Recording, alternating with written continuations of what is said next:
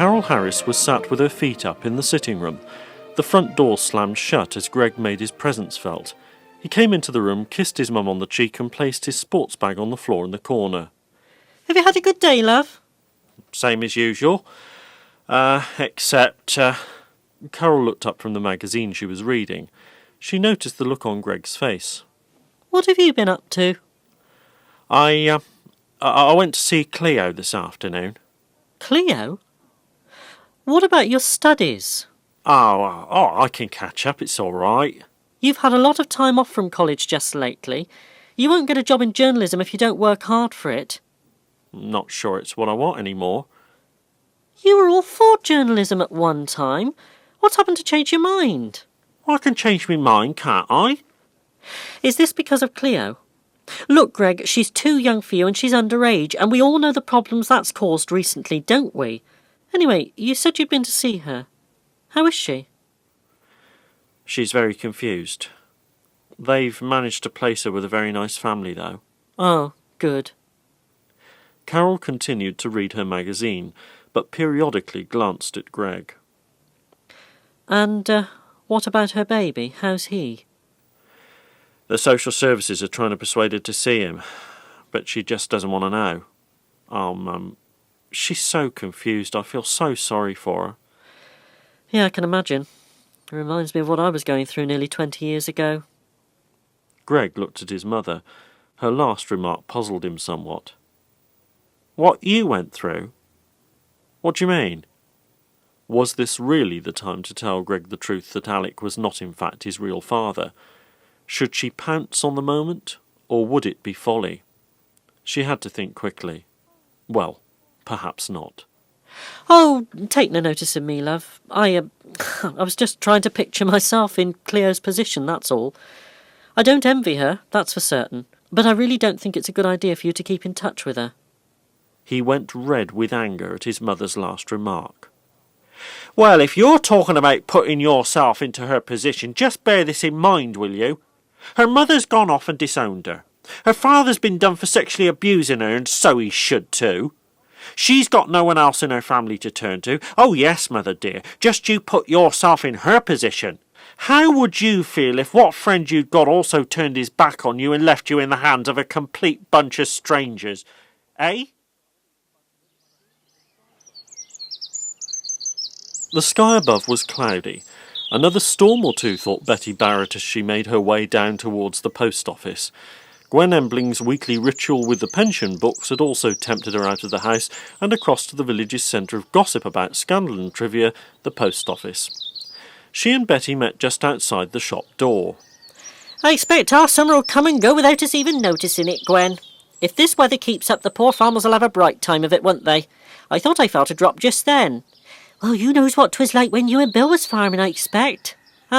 We don't miss it neither. Are you getting Edith's pension as well? I got to. She can't do it herself. She's got this Alzheimer's disease, and that's it. She worries me to death, Betty.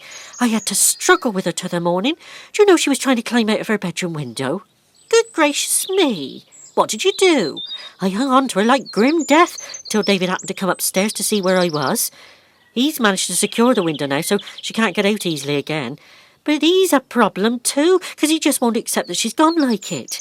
'Tis wearing me out, Betty, I don't mind telling you. Has her doctor said anything to you about the Alzheimer's Disease Society? Oh, yes, but David won't have anything to do with it. He says he won't have outsiders interfering with his mother. Oh, dear, Gwen. For a start, they don't interfere, they give support. I reckon that in your own interests, you ought to give 'em a ring. Tell 'em how your husband is about it and see what they say. If you don't, she's going to make both you and David ill.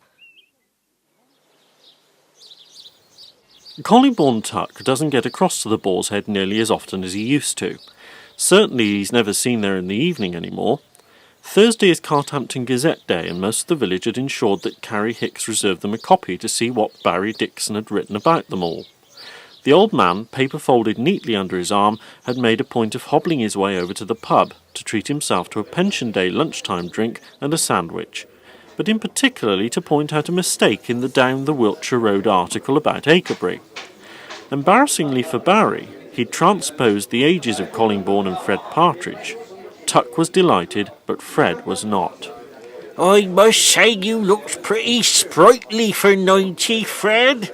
Ah, don't you start as well, you daft old devil. Here, did you see that paper article, John? They put he in his 90 and I is 75. Well, I ain't complaining. I shall have it reporter for decimation of character.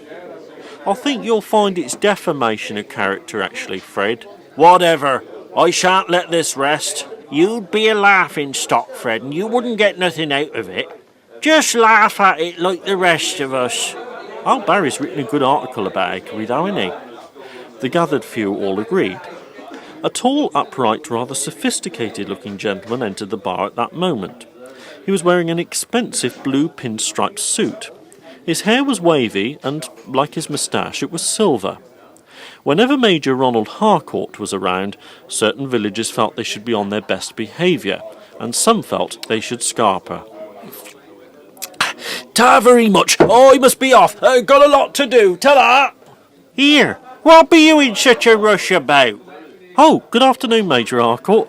Is it your usual? Yes, please, John. With ice? Please. John poured him a scotch and soda. Oh, I see what his hurry was now. Ah, Mr. Tuck, good afternoon. Major. I don't think I've seen you since before your 90th birthday, have I? I don't think so, sir. No. Thank you, John. Get whatever Mr. Tuck wants, will you? Belated birthday drink. All right? Oh, well, that's very civil of you, Major. Thank you. The menu, please. I brought in a magistrate friend and we've decided to have a working lunch. Yes, of course, Major. Here you are. And a martini for my friend, please. You talking about this newspaper report? Well, I'm nowhere to be found in it. The wretched reporter never even approached me. Master of the Foxvale Hunt, too, and the blasted fellow couldn't even put on one line. Barry let himself back into Brenda's flat. She'd unofficially lent him the key to his new flat next door. The agents knew nothing about this. She simply had a spare because the last occupier gave her one for security reasons. I've done all I need to do. Here's the key. Thanks. Put it on the coffee table. He did, then sat opposite her. She looked up from a charcoal drawing that she was etching on her lap. He was studying her face quite attentively. Have I got charcoal on my face or something? No, there's absolutely nothing wrong with it. Nothing at all. Thank you. She placed the drawing on the coffee table and sat back. By the way, I hope you realise you've divided this village very badly. How do you mean? Down the Wiltshire Road. Several mistakes, apparently. Were there? Well, for a start, Fred Partridge isn't 90, but Collingbourne Tuck is. I got their ages right. They've put it in wrong. I'll have a moan about this at work tomorrow. But also, Major Harcourt has been voicing his disapproval at not even having been mentioned. Oh, well, that was nothing personal. Oh, heck, this is a right good start to my new life here in Acrebury, isn't it? Brenda took off her spectacles and grinned. Well, at least you got my age right. And if you want to stay in my good books, perhaps you'd like to pop on the kettle and make us both a nice cup of coffee. Barry did as he was asked, while Brenda retrieved her charcoal drawing and continued with it. The Boar's Head had just closed for the afternoon, and Ross was totting up the takings. The look on his face was one of confusion and concern.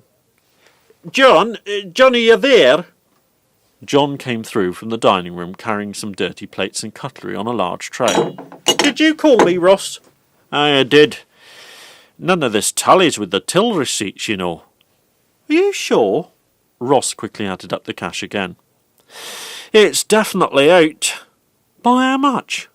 50. Pence or quid? £50, I'm afraid.